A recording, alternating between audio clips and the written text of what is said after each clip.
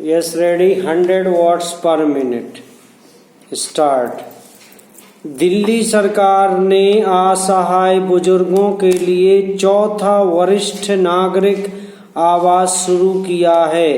2 और आवास बनाए जाएंगे। इनमें अच्छे होटल, घरों में उपलब्ध जीवन की हर सुविधा दी गई है और मनोरंजन के लिए सामुदायिक हॉल, भोजन एवं चिकित्सा सुविधाएं भी हैं। दरअसल खाते पीते वर्ग में जीवन प्रत्याशा बढ़ने के साथ बुजुर्गों की संख्या काफी बढ़ रही है। बच्चों के नौकरी पेशा होने के कारण बुजुर्गों की देखभाल करने वाला कोई नहीं होता, खासकर बीमारी के दौरान। ऐसे में दुनिया के तमाम कल्याणकारी राज्य यह मानते हैं कि बुजुर्गों ने अपने जीवन के 5-6 दशक समाज को दिए हैं, उनकी सेवा राज्य का धर्म मानते हैं।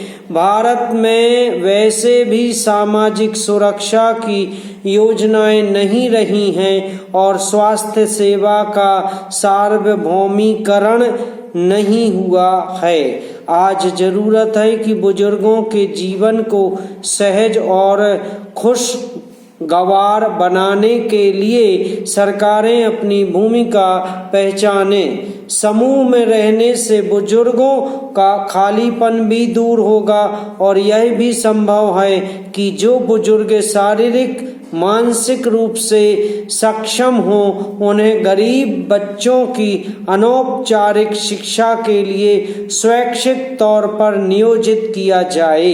इससे ये वरिष्ठ नागरिक जीवन की ढलती शाम में भी समाज के प्रति उपादेय होंगे और उनका आत्मगौरव भी बना रहेगा। पैरा। अब जब व्लादिमीर पुतिन अपने प्लान बी पर अमल कर चुके हैं, यानी एक बड़े सैन्य अभियान के जरिए पूर्वी यूक्रेन के एक छोटे से हिस्से पर कब्जा कर लेना ताकि इस गैर जायज युद्ध को न्यायोचित ठहरा सकें, तो मैं सोचने लगा कि इस व्यक्ति को कौन सबसे अच्छी सलाह दे सकता है।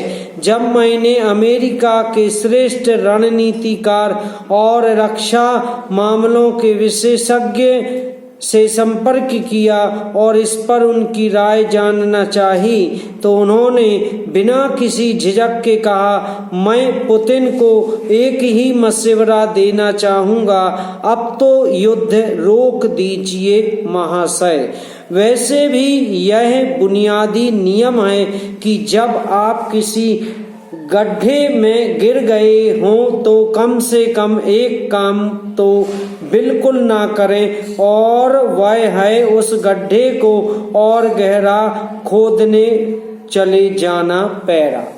6 जून 1944 को नॉरमैंडी के बाद जब यह स्पष्ट हो गया कि जर्मन टुकड़ियां मित्र राष्ट्रों को रोक नहीं सकेंगी, तो जर्मन कमांडर ने बर्लिन में सेना प्रमुख जनरल को फोन लगाया।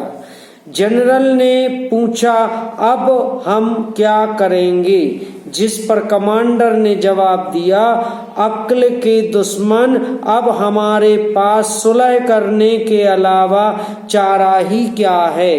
अगले ही दिन कमांडर को पद से हटा दिया गया।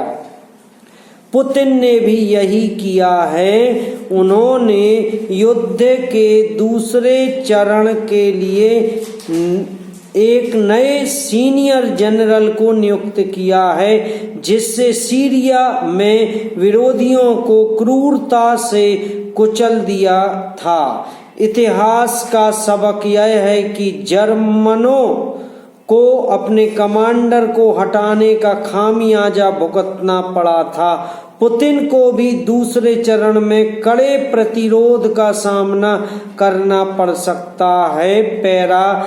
जॉन अकीला ने अपनी नई किताब में युद्ध के कुछ नए तरीकों के बारे में बताया है और यूक्रेनी उन्हीं का पालन कर रहे हैं। समाप्त।